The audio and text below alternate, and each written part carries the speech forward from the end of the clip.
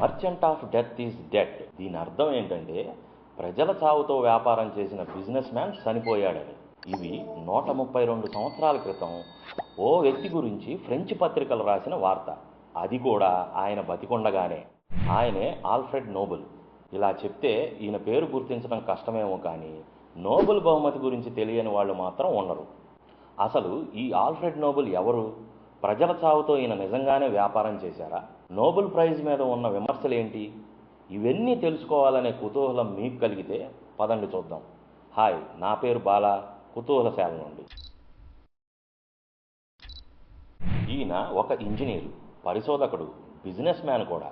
కొత్త వాటిని కనిపెట్టే కుతూహలం ఉన్న వ్యక్తి కూడా. అంతేకాదు 6 భాషలు మాట్లాడే సామర్థ్యం కూడా ఉంది.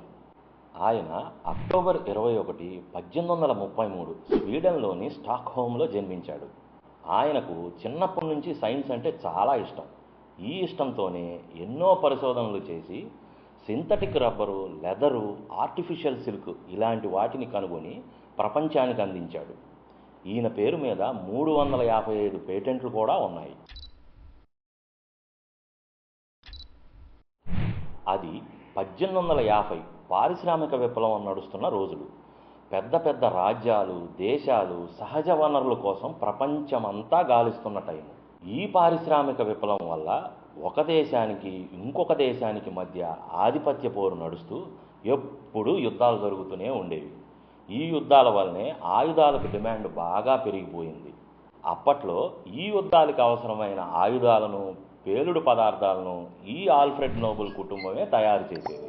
దానితో సహజంగానే ఆయనకు ఎక్స్ప్లోజివ్స్ మీద ఆసక్తి పెరిగింది. శక్తివంతమైన పేలుడు పదార్థాలపై పరిశోధనలు చేస్తూ చివరికి 1867లో డైనమైట్ని ఆవిష్కరించాడు. ప్రపంచ చరిత్రలోనే అత్యంత కీలకమైన ఆవిష్కరణలో డైనమైట్ ఒకటి. ఈ డైనమైట్ని యుద్ధాల్లోనే కాకుండా నిర్మాణ రంగాల్లోనూ, గనులను తొలచటంలోనూ వాడేవారు. వీటికి ఉన్న ప్రాముఖ్యత తెలిసిన తర్వాత వీటి వాడకం విపరీతంగా పెరిగిపోవడంతో అది ప్రపంచ గతినే మార్చేసింది. ఆయుధాలు, ఆయిల్ వంటి వ్యాపారాల ద్వారా చాలా డబ్బులు సంపాదించిన ఆల్ఫ్రెడ్ నోబెల్ తన సంపాదనలోని మెజారిటీ భాగాన్ని పక్కన ఉంచి దాని మీద వచ్చే వడ్డీని మనుషులకు అత్యంత మేలు చేసే ఆవిష్కరణలు చేసిన వారికి పంచాల్సిందిగా వీలునామాలో రాశారు. అలా వచ్చిందే ఈ నోబెల్ బహుమతి. 1896లో ఆల్ఫ్రెడ్ నోబెల్ చనిపోయారు.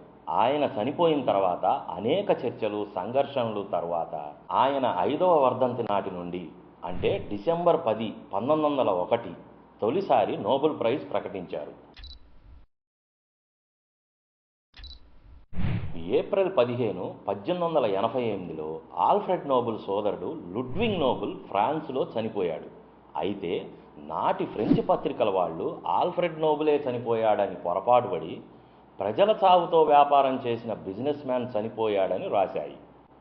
ఆ మాటలకు నోబెల్ చాలా బాధపడ్డాడని, దానితో తాను చనిపోయిన తర్వాత ఈ ప్రపంచం తనని ఒక గొప్ప వ్యక్తిగానే గుర్తుంచుకోవాలనే కోరికతోనే నోబెల్ బహుమతిని స్థాపించినట్లు కొందరు చెబుతూ ఉంటారు.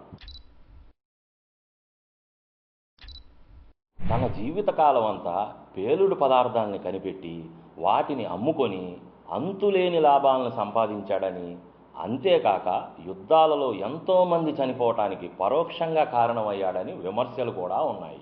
ఇది ఆల్ఫ్రెడ్ నోబెల్ ప్రైజ్ వెనుక ఉన్న కథ.